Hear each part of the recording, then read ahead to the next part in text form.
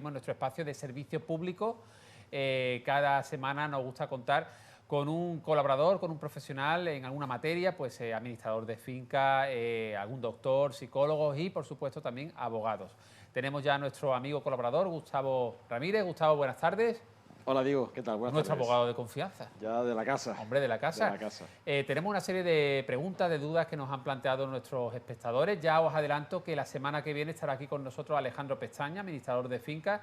Así que dudas sobre las comunidades de vecinos, algún conflictillo que pueda haber, alguna duda sobre el día a día de las comunidades de vecinos, nos las podéis hacer llegar a la siguiente dirección de correo electrónico, malagatv@ptvtelecom.com, y le trasladaremos esa pregunta a Alejandro Pestaña el miércoles de la semana que viene. Vamos con las dudas que tenemos de los espectadores para esta semana, para Gustavo, y dice así: Andrea nos saluda, buenas tardes, me gustaría saber si mi marido deja de pagar la pensión alimenticia porque nuestro hijo con 16 años que sigue estudiando trabaja en sus vacaciones para sacarse un dinerillo para él, para ahorrar para carnet de conducir, coche. ¿Es viable una denuncia por incumplimiento de sentencia? ¿Y se le puede condenar en costas si aceptan incumplimiento de sentencia? Sí, bueno, aquí primero hay que aclarar un poco la situación, ¿no? Parece que el chaval está trabajando en verano pues para conseguir algún tipo de dinero para su gasto, porque a lo mejor no le llega. Eso no implica primero una suspensión o una eliminación de la pensión de alimentos. Eso para que quede claro, digamos, es un trabajo, como estamos pensando, un trabajo temporal y poco tiempo. Luego, segunda cuestión, el tema de reclamar. Si el padre decide que no va a pasar pensión por ese motivo, la madre puede, dentro del procedimiento de divorcio o de medidas que se haya seguido y donde se haya adoptado esa pensión, puede pedir una ejecución de la sentencia que se haya dictado por la pensión de alimento que le deba, y esa ejecución llevará implícita el pago de las costas que ese procedimiento genere. Vamos ahora con Nagore. Buenas tardes. Mi padre tiene intención de prestarme una cantidad de dinero para amortizar mi hipoteca en su totalidad debido a esta subida del Euribor. Mi pregunta es cuál sería el procedimiento a seguir en dicho trámite. Soy de Málaga, dice Nagore, y un conocido me ha dicho que tendría que hablarlo con el banco de mi padre y con el mío, y quizá hacer algún trámite en la Junta de Andalucía de cara a Hacienda. Por otro lado, ¿tendría que pagar algún tipo de intereses o de impuestos por el préstamo de mi padre? Gracias de antemano, un saludo. ¿Qué le podemos decir a Nagore? Vale, muy bien. En cuanto al tema de hablar con el banco o no, eso es irrelevante, porque la cuestión es, el padre le va a prestar dinero. Si es a través del banco, será porque el padre pida un préstamo y se lo dé a ella, o porque el padre vaya al banco y saque dinero. Es decir, que a ella ahí no tiene por qué hablar con su banco, ella lo va a recibir. Como lo tenga el padre, a ella le da igual. Ella recibirá ese dinero del padre y tendrá que ir al banco a amortizar, a ingresar, a quitarse, a cancelar la hipoteca. Exactamente, ¿vale? Pero eso son dos cuestiones diferentes. El padre conseguirá el dinero como sea, ella recibe el dinero y después ella va al banco y cancela la hipoteca. Dicho eso, ¿cómo se puede hacer? Lo normal es que hagan un contrato privado, documento donde una parte le dice que le entrega a la otra con obligación de devolverlo con o sin intereses. Y luego eso no tiene Eso es distinto a una donación en vida, ¿verdad? Es totalmente diferente, ¿vale? Porque el préstamo implica una devolución del importe. Si fuera una donación, el padre igualmente podría donarle dinero, se lo podría donar, regalar. Pero en este caso ya habla de préstamo, es decir, un préstamo es una entrega de dinero con obligación de devolución, ¿vale? Con lo cual, tiene que hacerlo en un documento privado, sería suficiente. Y en cuanto al tema de impuestos, no pagaría nada. En Andalucía está exenta esa operación de pagar ningún tipo de impuestos, pero sí tendrían que presentar lo que se llama el modelo 600. En la Junta de Andalucía se puede hacer de forma telemática a cero, sin pagar absolutamente nada. Muy bien. Pues Gustavo, Antonio nos plantea lo siguiente. Hola, comparto el caso. Matrimonio en gananciales se divorcia sin liquidación del régimen matrimonial, con muy mala relación.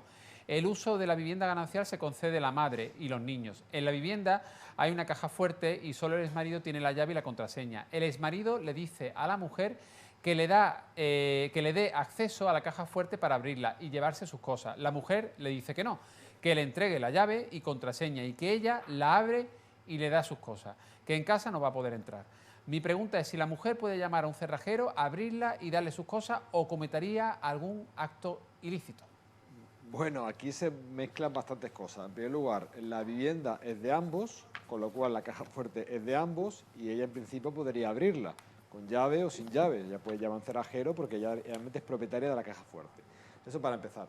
Luego, en segundo lugar, si ella no quiere permitirle el acceso a la vivienda a él porque tiene atribuido el uso, lo puede hacer perfectamente, ¿vale?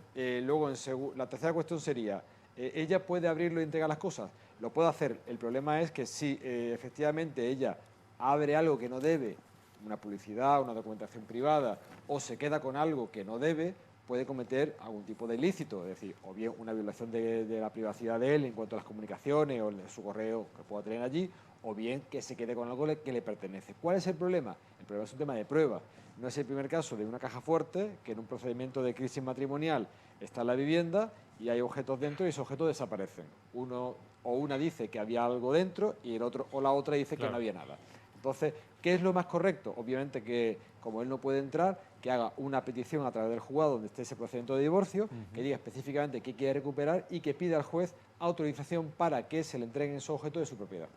Gustavo, dice Loli, compré mi casa de segunda mano este pasado agosto y hace una semana me han aparecido humedades en las paredes que dan a la fachada hacia la calle. Tanto el fontanero y el perito de mi seguro de hogar como el perito de la comunidad de propietarios dicen que es por el deterioro de la fachada, que la condensación no es por mi culpa, pero el perito de la comunidad me recomienda poner la solución de mi bolsillo porque el seguro se va a negar a arreglarlo y así ha sido. ¿Cómo puedo hacer para reclamar al seguro o a la comunidad que arregle el aislamiento de la fachada y me quiten las humedades? Vale, aquí lo fundamental es ver de dónde viene la humedad y el motivo. Estamos hablando de un elemento que habla de fachada, con lo cual en principio entiendo que es un elemento comunitario. ¿Eso qué implica? Que obviamente el responsable, duela más o duela menos, será la comunidad de propietarios. Si estuviese dentro de los plazos de garantía que marca la Ley de Ordenación de la Edificación, es decir, una construcción nueva, si tiene algún tipo de problema, tiene un plazo de 1, 3 o 10 años para reclamar, según sea el defecto. En este caso serían 3 años a la promotora. Si ha pasado ese plazo, el defecto, ya digo, le guste más a la comunidad o menos, es comunitario, como cuando surgen problemas, por ejemplo, las terrazas comunitarias que afectan a áticos o a cuartos que tienen terrazas comunitarias encima. Entonces, tiene que dirigirse, obviamente, a su seguro, que le va a decir que a lo mejor que no lo repara. ¿Por qué? Porque es un tema comunitario, y directamente a la comunidad para que la comunidad asuma ese gasto, porque no tiene más remedio que hacerlo. Paco, buenas tardes a todos. Tengo una terraza propia escriturada, con una estructura de toldos la cual no invade a ningún vecino. Sé que puedo colocar placas solares porque es legal y lo voy a hacer encima de la estructura de mi toldo. Entiendo, dice Paco, que no afecto como instalación a la fachada. Mi única duda es si afectaría a la estética de la fachada. No se van a ver desde la calle al estar las placas en horizontal. Solo las verían los vecinos de arriba al asomarse porque entiendo que no alteró la fachada. ¿Es así? Inicialmente parece ser que sí, si efectivamente la va a poner justamente encima de esa estructura que tiene ya permitida por la comunidad. Levantada, dice y no está levantada, pues podría en principio entenderse que se permitiría o que no habría ningún tipo de problemas con la comunidad. Si ya quisiera poner en otro elemento comunitario, si para uso privativo, lo podría hacer, pero ya implicaría un acuerdo de junta con una serie de porcentajes. Tamara dice, buenas tardes, a ver si alguien me puede ayudar. He puesto a la venta mi casa y estoy en búsqueda de una vivienda en otra zona que tiene la oferta muy escasa, aunque algunas van ofertando. Estoy recibiendo muchas visitas y creo que pronto se venderá. Me gustaría saber si en caso de que la venda pronto y no encuentre una casa, ¿de qué plazos dispongo para reinvertir el dinero de cara a la declaración de Hacienda? Y si es aconsejable vender antes de comprar algo que todavía no encuentro o es mejor esperar. Bueno, en cuanto al tema de si esperar o no, es una cuestión que tiene que decidir ella. Nosotros no podemos aconsejarle qué es lo mejor. ¿Por qué motivo? Porque obviamente son dos operaciones que van muy unidas. La venta o la venta de la vivienda actual, siempre y cuando sea vivienda habitual, en la que tiene que haber convivido 3 años como mínimo para que se entienda que es vivienda habitual, y la compra de un nuevo domicilio, que son operaciones cruzadas y muy típicas, es decir, vendo mi casa para comprar otra. Entonces, ¿cuándo debe vender o cuándo debe comprar? Cuando ella lo estime oportuno. Lo que pasa es que tiene 2 años a partir de cada uno de esos momentos para hacer la operación. Es decir, o sea que Hacienda te permite esa reinversión hasta 2 años. Hasta 2 años. Es decir, si vendo, tengo 2 años para comprar. Para reinvertir ese dinero y que no tenga que tributar más, ¿no? Exactamente, porque se puede hacer si hace una reinversión total no tendría por qué tributar. Vale. Si lo hace parcialmente tendrá que tributar por la parte que no cubra. Pero ojo, es importante saber que tiene 2 años, o bien desde que venda para comprar, o bien desde que compre para vender. Perfecto. Con lo cual siempre tiene 2 años para hacerlo. Gisela, buenas tardes. Mi hermana es propietaria de una vivienda que tiene alquilada. El contrato es de abril de 2021. Fue realizado por una inmobiliaria la cual no incluyó, por error la cláusula para recuperar la vivienda en caso de necesidad del arrendador después del primer año. Ahora dice que ella se va a divorciar, que tiene 2 niñas y necesita recuperar esa vivienda, ya que no tiene dónde vivir. Pero el inquilino y la inmobiliaria que gestiona el alquiler pues le dicen que no puede recuperar la vivienda hasta la finalización de contrato. ¿Esto es así? ¿no podría recuperarla de alguna manera? ¿O se le podría mandar un burofax al inquilino advirtiéndole de que por causa de fuerza mayor se necesita la vivienda y si no se llevará a juicio? Muchas gracias, dice Gisela. Bueno, no incluyeron en esa cláusula, o sea, la cláusula de recuperación de contrato por fuerza mayor. Exactamente. ¿Qué ocurre?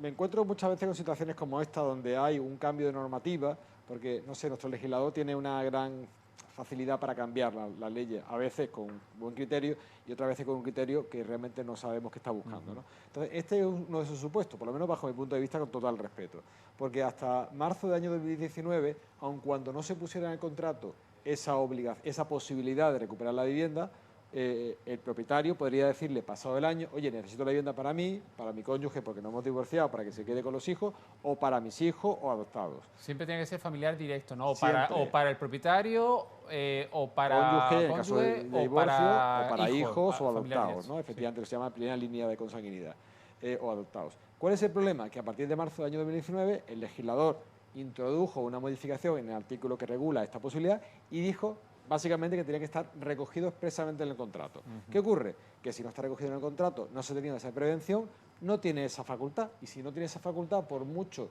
que lo necesite, no podría ejercitarla. Ahora bien, yo tampoco me quedaría de brazos cruzados. Como tiene la situación, entiendo que comprometida, yo le mandaría un burofax al inquilino o lo llamaría por teléfono si tengo una buena relación, le explicaría la situación e intentaría llegar a algún tipo de acuerdo. Pero legalmente estaría muy maniatada a la hora de poder ejercer ese derecho. Pero si en este caso el inquilino quiere agotar el contrato, tiene todo a su favor, entiendo, todo a su favor, ¿no? Exactamente. Y en caso de discrepancia, pues no lo puede obligar tampoco a dejarlo. Tendría que irse a vía judicial, pero con poco éxito. Claro.